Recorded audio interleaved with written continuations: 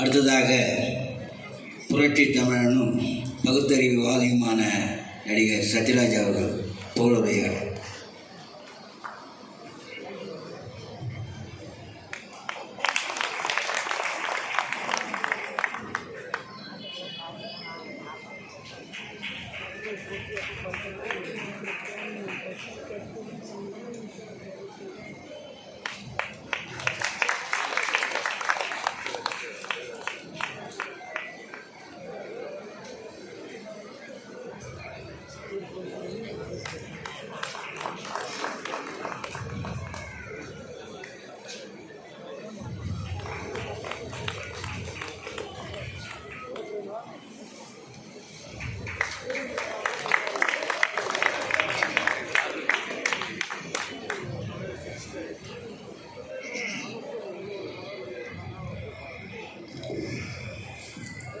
முத்தமிழறிஞர் டாக்டர் கலைஞருடைய வசனத்தோடு ஆரம்பிக்கலான்னு நினைக்கிறேன். ஓடப்பர் ஆயிருக்கும் ஏழையப்பர் உதயப்பர் ஆய்விடுவார் ஓர் நொடிக்குள், ஓடப்பர் உதயப்பர் எல்லாம் மாறி ஒப்பப்பர் ஆய்விடுவார் உணரப்பா நீ. பராசக்திகள் வி.கே. ராமசாமி சார் கிட்ட ஒரு அடி அடிச்சுட்டு பேசுவார். என்ன வழக்கமா தலைவருடைய வசனத்தை பேசிட்டு இந்த கோர்ட்டு சீன் எல்லாம் பேசி காட்டுவாங்க. இந்த மாதிரி வசனம் எல்லாம் நம்மள மாதிரி தீவிரமான ரசிகனுக்கு தான் தெரியும் இல்லைங்க. சின்னதா அடிப்பாரு. அலிபாபா 40 தொடர்கள்ல மக்கள் தலைவர் எம்ஜிஆர் அவர்கள் பேசுவார் வசனம். இருப்பவன் பயந்து சாவான், இல்லாதவன் துணிந்து சாவான் அப்படிப்பாரு. எவ்வளவு ஆழமான வசனம். இருக்கிறவன் பயந்து சாவா, ஐயோ நம்ம சொத்து போயிருமே, சுகம் போயிருமே, நகை போயிருமே, நட்டு போய், இல்லாதவன் துணிந்து சாவா, டே ஒண்ணுமே கையில வாடா பாத்துடலாம் அப்படின்ட்டு. அது மக்கள் தலைவருக்கு எழுதின வசனம். அப்படி சொல்லிக்கிட்டே போலாம். இன்னைக்கு என்ன அழைச்சிட்டு போறதுக்கு தம்பி தமிழன் பிரசன்னா வந்தார். வந்தோம் நானும் அவரும் காரில் பேசிக்கிட்டு வந்தேன். வரும்போது இன்னைக்கு மாண்புமிகு அறநிலையத்துறை அமைச்சர் ஆன்மீகம் என்ற பெயரில் ஆலயத்தை ஆட்டையப்போடு நடக்கிற அகங்கார கூட்டத்திடமிருந்து ஆண்டவனையே காப்பாற்றும் அரணாக திகழும் அறநிலையத்துறை அமைச்சர் சேகர் பாபு அவர்களை பற்றி பேசிட்டு இல்ல. இன்னைக்கு ரொம்ப முக்கியமான விஷயங்க, ரொம்ப முக்கியமான பிரச்சனை இவர் கையில் தான் இருக்குது. மீதி எல்லாம் நம்ம தளபதி பார்த்துருப்பாரு, மீதி எல்லாம் நம்ம தளபதி பின்னி படல் எடுத்துருவாரு. நம்ம முதலமைச்சர் இருக்காரு, அல்ப சொற்பமான ஆள் இல்லைங்க.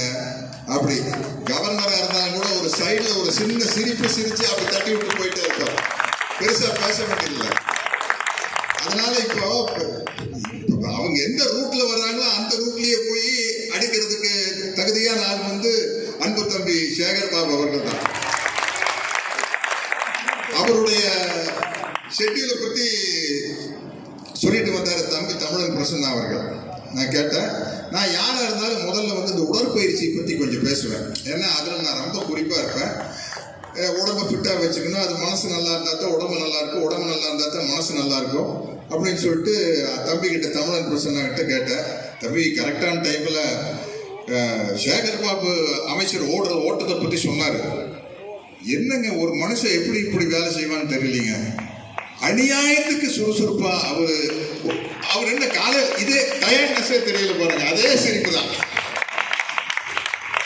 என்னையா இப்படி ஒரு மனுஷனா? அப்புறம் கேட்ட தமிழன் பிரசன்னா கிட்ட, தம்பி நீங்க எப்படி அப்படின்னு. அண்ணன் நான் 50 கிலோமீட்டர் சைக்கிள் ஓட்டுவேன், 50 கிலோமீட்டர் 5 கிலோமீட்டர் ரன்னிங். எப்படி ஆளுங்க பாருங்க, நம்ம தமிழக முதல்வர் அவருக்கு தளபதி அவர்களுக்கு எப்படி இருக்காங்க பாருங்க அப்படி ஆட்கள். இந்த ஆட்சியை போய் நீ கை வைக்க முடியுமா? நீ யோசிச்சு பாரு. ஒவ்வொரு தொண்டரும் ஒரு அமைச்சரும் ஒவ்வொரு உத்தரவு எப்படி இருக்கிறாங்க, கை வைக்க முடியுமா? இன்னைக்கு பேசினார நம்ம அஜய் ரத்னம். இது வரைக்கும் நான் பேச வரையில மைக் இப்படித்தான் இருக்கும். நான் வந்தோடனே ஒரு பந்தாவா அப்படி தூக்குறது. ஏன்னா நான் கொஞ்சம் உயரமா இருக்கிறேன். நம்ம நல்ல வேலை அஜய் ரத்னத்துக்கு அப்புறம் என்ன பேச கூப்பிடல. பேச கூப்பிட்டு தான் முதல் முறையா இப்படி இப்படி செஞ்சிருப்பேன். ஆனா என்னை விட உயர்ந்த மனிதர் மட்டுமல்ல, உயர்ந்த உள்ளம் அவருக்கு இருக்குது. ஏன்னா கலைஞருடைய அன்பு தம்பிகளை பற்றி அவங்களுடைய பெருமைகளையும் சொல்லணும். ஏன் அவங்களுக்கெல்லாம் அந்த எண்ணம் இருக்குன்னா, அவங்க எல்லாம் கலைஞர் வழியில் வந்ததுனால தான் அந்த எண்ணம் இருக்குது. ஆனா அனைவரும் படிக்க வேண்டும், கல்வி அனைவருக்கும் போய் சேர வேண்டும்ங்கிற அந்த எண்ணம் இருக்கிறதுனால தான் தம்பி எல்லாம் இவ்வளவு நல்ல காரியத்தை பண்ணிருக்காரு. எனக்கு இது தெரியாது, தம்பி விஜய் சொன்னதுக்கு அப்புறம் தான் விஜய் சொன்னதுக்கு அப்புறம் தான் எனக்கு தெரியும். ரொம்ப நன்றி தம்பி, உங்களுக்கு நன்றி. இந்த செய்தி எனக்கு சொன்ன விஜய் அவர்களுக்கு தான் நன்றி. நான் புலவர் ராமலிங்கம் அவர்களுக்கு மிகப்பெரிய ரசிகர். இந்த கொரோனா காலகட்டத்தில் எனக்கு தனிப்பட்ட முறையில் ஒரு துக்கமான நிகழ்ச்சி நடந்துருச்சு. அப்போ இவருடைய நகைச்சுவை பேச்சுக்களை கேட்டு கேட்டு மனசை நான் சந்தோஷப்படுத்திக்கிட்டு இருந்தேன். எப்படி உடற்பயிற்சி செய்தால் இந்த என்டார்பின், செரட்டோனின், டோபமின் அப்படிங்கிற இந்த ஹாப்பி ஹார்மோன்ஸ், மகிழ்ச்சியான ஹார்மோன்கள்லாம் சுரக்குமோ, அது மாதிரி ஒரு மனிதன் புலவர் ராமலிங்கம் ஐயா அவர்கள் போன்ற நகைச்சுவை பேச்சுக்களை கேட்கும்போது அந்த உணர்வு நம்மளுக்கு வரும். எல்லாரும் கலைஞரை பற்றி அஜயரத்னம் எல்லாம் பண்ணினது ரொம்ப அணியாங்க, எழுதி வச்சுட்டு விட்டாரு. அதை நான் கொடுக்க மாட்டேங்கிறாரு. கொடுக்க தம்பி அதை காண மாட்டேன். இப்படியா ஒரு மனுஷன்? சரி, கலைஞர் அவர்களை பத்தி பேசுறதுக்கு எவ்வளவோ பேசிக்கிட்டு போலாம். அவருக்கு கொடுத்த தலைப்பு கலை புரட்சி செய்த கலைஞர், காலம் கடந்தும் நாம் படிக்கும் தலைவர் அப்படிங்கிறது. ஆமாங்க, அது உண்மைதானுங்க. ஒரு 100 வருஷத்துக்கு முன்னாடி ஒரு மிகப்பெரிய புரட்சி ஆரம்பமாச்சு.